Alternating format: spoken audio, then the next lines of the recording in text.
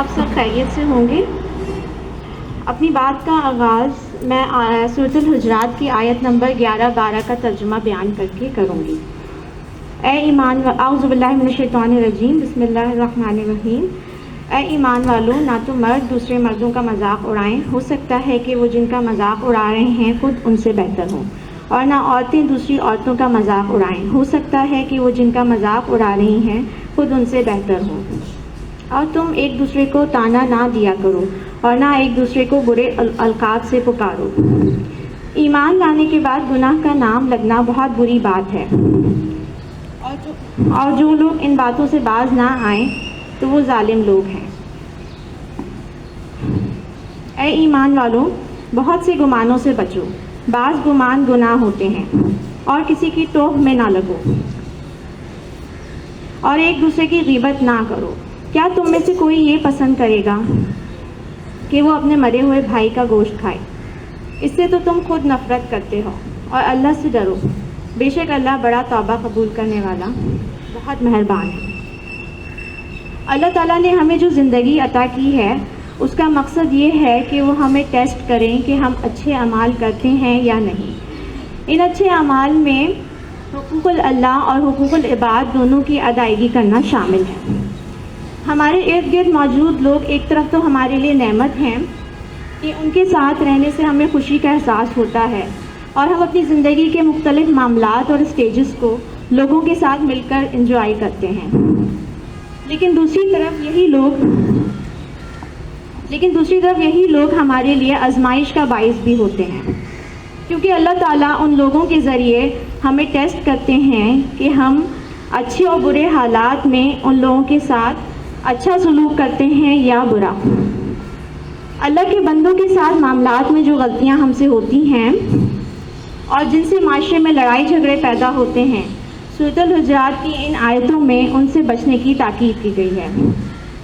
سب سے پہلی بات جس کا تذکرہ کیا گیا ہے وہ ہے کسی کی ظاہری شکل و صورت پر یا اس کی کسی عادت پر اس کا مذاق اڑانا، طعنہ دینا، حقارت سے پیش آنا، یا اس کی شکل صورت یا کسی بھی وجہ سے اس کو برے القاب سے پکارنا۔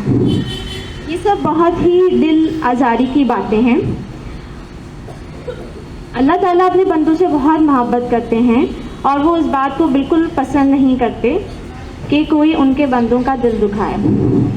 کیا پتہ، اور ہمیں نہیں پتہ کہ جس انسان کا مذاق ہم اڑا رہے ہیں، کیا پتہ اپنے اچھے اعمال کی وجہ سے وہ اللہ تعالیٰ کے لیے ہم سے زیادہ پسندیدہ اور محبوب ہو۔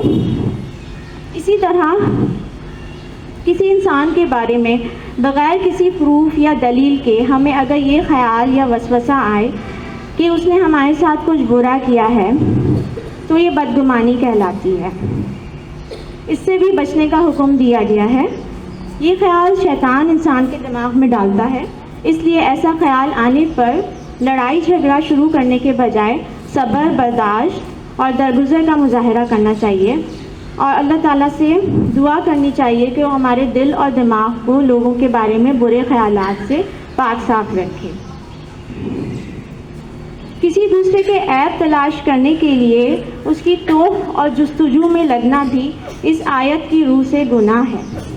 جب بھی ایسا کرنے کا خیال آئے تو ہمیں چاہیے کہ ہم خود کو کنسٹرکٹیو کاموں میں انگیج کر لیں، جس سے ہماری اپنی پرفارمنس بہتر ہو سکے، نہ کہ ہم اپنی انرجی اور ٹائم دوسروں پر فوکس کر کے ویسٹ کریں۔ غیبت کی تعریف ایک حدیث میں حضرت صلی اللہ علیہ وسلم نے یہ فرمائی کہ تم اپنے بھائی کا تذکرہ اس طرح کرو کہ جو اسے ناگوار ہو۔ کسی کی غیبت بیان کرنا ایک بہت بڑی اخلاقی برائی ہے، کیونکہ کسی شخص کی غیر موجودگی میں اس کی برائی بیان کرنا اس کی عزت پر حملہ کرنے کے برابر ہے، اس لیے کہ اگر وہ شخص موجود ہوتا تو اپنا دفاع کرتا، وضاحت کرتا یا دلائل دیتا۔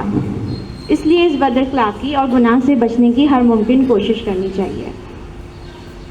چونکہ یہ اللہ تعالیٰ کے احکامات ہیں، اور اس میں کوئی ڈاؤٹ نہیں کہ مذاق اڑانا، طعنہ دینا، برے ناموں سے پکارنا، عیب جوئی کرنا اور غیبت کرنا اللہ تعالیٰ کو ناراض کرنے والے گناہ کے کام ہیں، اس لیے ان برائیوں سے بچنا ضروری ہے۔ اگر غلطی سے کبھی کوئی برائی یا ناانصافی لوگوں کے ساتھ کر بھی دیں تو غرور و تکبر کر کے شیطان کے راستے پر چلنے کے بجائے ہمیں چاہیے کہ اپنی غلطی کو ایکسیپٹ کر لیں اور معافی مانگ لیں اور آئندہ نہ کرنے کا عہد کر لیں۔ کوشش کریں کہ اپنا ٹائم اور انرجی لوگوں کو جج کرنے میں ویسٹ نہ کریں، کیونکہ ہم خود بھی ان کی طرح عام سے انسان ہیں۔ لوگوں کو جج کرنا تو اللہ تعالیٰ کا کام ہے، اور اللہ تعالیٰ ہمیں بھی جج کر رہے ہیں اور باقی سب کو بھی۔ اس لیے ہمارا بنیادی مقصد اللہ تعالیٰ کو خوش کرنا ہونا چاہیے، اور ہم یہ کام کر سکتے ہیں اگر ہم اللہ تعالیٰ کے احکامات کو فالو کریں۔ اور یہ یاد رکھیں کہ ہمارا تو امتحان چل رہا ہے، اور کون سے ایسے کام ہیں جو ہمیں آخرت میں اچھا اسکور دلا سکتے ہیں، اور کون سے کام ایسے ہیں جو نیگیٹو مارکنگ کی طرح ہمارے اچھے کاموں کے اسکور کو بھی زیرو کر سکتے ہیں۔